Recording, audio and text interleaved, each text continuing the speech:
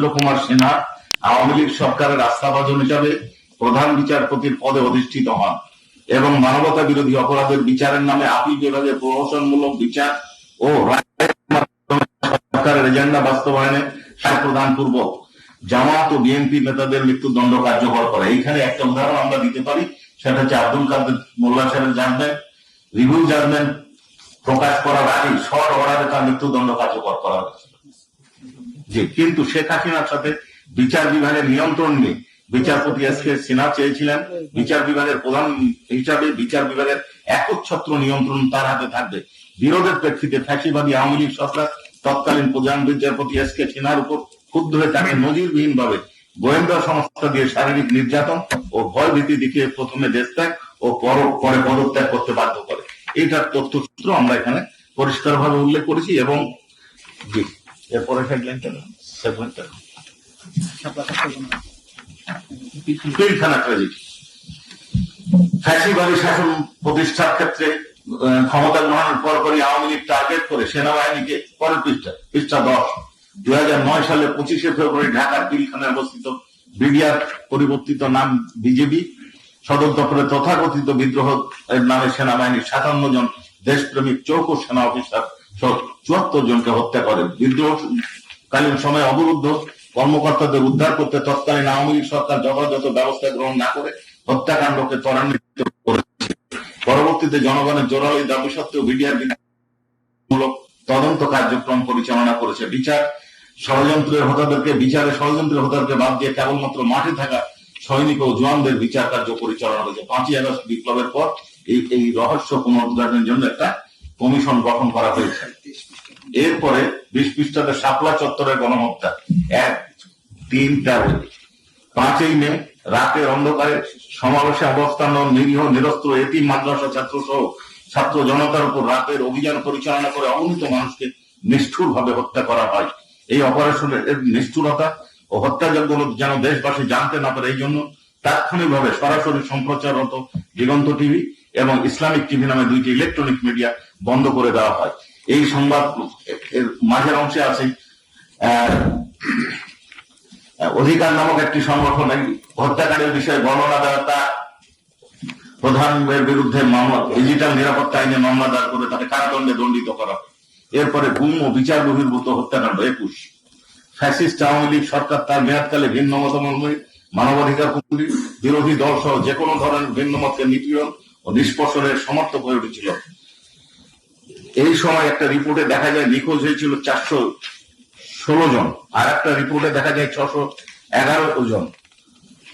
তার মধ্যে human rights ওয়াচের বক্তব্য এর মধ্যে 383 জন আর ফিরে আসেনি। প্রতিবেদনে 86 জনের গুমের কথা উল্লেখ হয়েছে এবং এরই ধারাবাহিকতায় এই নিষ্ঠুরতা এবং গুম খুনের সুরাহা না করে 2001 সালে ডিসেম্বরে মার্কিন যুক্তরাষ্ট্র বাংলাদেশের র্যাপিড অ্যাকশন ব্যাটালিয়ন র্যাবের উপর মানবাধিকার চরম লঙ্ঘন করার জন্য নিষেধাজ্ঞা আরোপ করে। এরপরে হচ্ছে তৎকালীন স্বৈরাচার 23 নির্দেশনায় আইন শৃঙ্খলা রক্ষা বাহিনী কর্তৃক বিচার বহির্ভূত হত্যাকাণ্ড। এর মধ্যে উল্লেখযোগ্য হচ্ছে যাকে ওই বছর 26শে মে গভীর রাতে কথিত বন্দুকদের নির্মমভাবে হত্যা করে। ঘটনার দিন একটি গোয়েন্দা সংস্থার লোকজন তাকে বারবার ফোন করে একটা জমি কেনার সহায়তা করার জন্য চাপ দিলেন।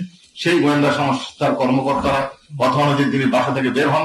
ঘটনার রাত 11টার পর পকেট থেকে ফোনে মেয়ে কল করলে ফোনটি চাপ পড়ে রিসিভ হয়ে যায় এবং স্ত্রীর ফোন রেকর্ড হতে থাকে এবং ভয়াবহ হত্যাকাণ্ডের ঘটনার রাত 11টার পর পকেট থেকে ফোনে মেয়ে কল করলে ফোনটি চাপ পড়ে রিসিভ হয়ে যায় এবং স্ত্রীর ফোন রেকর্ড হতে থাকে এবং ভয়াবহ হত্যাকাণ্ডের বর্ণনার শেষ মুহূর্তের নৃশংস শব্দ শোনা যায়। মেয়ের কণ্ঠে শোনা যায়, হ্যালো আব্বু। কাপা কাপা গলায় উত্তর আছে, জি আম্মু আমি হিল্লা, একটা স্থানের নাম, যাচ্ছি। এইরকম কন্যা, এইরকম একরামের কন্যা ফোনের এক প্রান্ত থেকে প্রশ্ন করতে থাকে, তারপর অপর প্রান্ত থেকে জবাব আসে না, আসে গুলির শব্দ, গোলাগুলি, চিৎকার। এরপরে ডাক্তার ফয়েজ হত্যাকাণ্ড বর্ণনা আছে এবং যারা এই ধরনের গুমের শিকার হয়েছেন তাদের তালিকা আমরা দিয়েছি 25, 26, 27, 28। এই তারের শেষে একটা সেপারেট সেগমেন্ট বৈষম্য আন্দোলন রাজাঘাট ত্যাগ যে কোনো গণহত্যা বা মানবতাবিরোধী সংগঠনের পূর্বে অপরাধীরা একটা সাংস্কৃতিক বা মনস্তাত্ত্বিক প্রস্তুতি গ্রহণ করে, যার অন্যতম প্রধান উপাদান হলো অপমানজনক ও অবমাননাকর ভাষার ব্যবহার। ইতিহাসের বিভিন্ন অধ্যায়ে দেখা যায় যে আফ্রিকার রুয়ান্ডার তুৎসিদের তেলাপোকা বলা হতো, নাজি জার্মানিতে ইহুদিদেরকে ইঁদুর বলা হতো, বসনিয়ায় মুসলিমদেরকে ক্যান্সার বলা হতো, মিয়ানমারের রোহিঙ্গাদেরকে বাঙালি বা অনুপ্রবেশকারী, সুদানের দারপুরদের আফ্রিকানদের দাস হিসাবে চিহ্নিত করার মতো ভাষা ব্যবহার হতো। এসব ভাষা কেবল ঘৃণা ছড়ায়নি, বরং সংশ্লিষ্ট গোষ্ঠীগুলির প্রতি সহিংসতার ন্যায্যতা দিতে সহায়তা করেছে।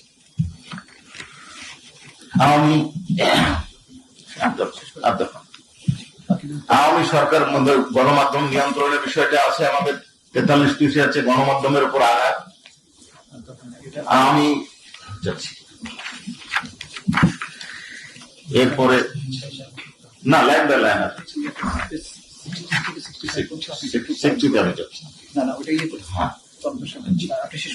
বিপ্লবের সূচনা হয়েছিল 24শে জুলাই। বিপ্লবের সূচনা হয় 1 জুলাই থেকে 5ই আগস্ট, যার বর্ণনা আমরা দেখতে পাচ্ছি, আমাদের সকলেরই জানা আছে। কোটার ইতিহাসে সিম্পল একটা কথা আমি সেখানে বলতে চাই, কোটা আন্দোলনটা কেন হলো। একটা উদাহরণ আমি দিতে চাই, যেটা আমাদের বর্ণনাতে আছে। সেটা হচ্ছে যে পরীক্ষা যারা দিল, যিনি 71 পেলেন তিনি ফেল করলেন, আর কোটাতে যিনি 42 পেলেন তিনি পাস করলেন।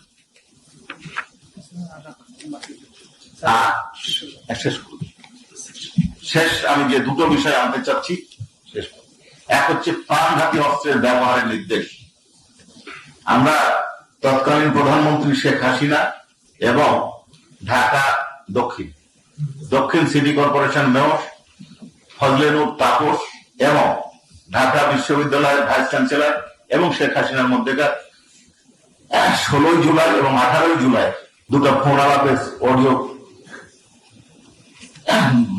দাখিল করেছি, ইনভেস্টিগেশন রিপোর্ট সময় সংগ্রহ করেছে। তাতে দেখা যায় উনি বলছেন যে এদের ইংল্যান্ডে গুলি করে মারা হয়েছে, ছাত্রদেরকে এদেরকে মেরে ফেলতে হবে, কোনো সমস্যা নাই, আর কিন্তু লেথাল উইপেন ব্যবহার করতে হবে।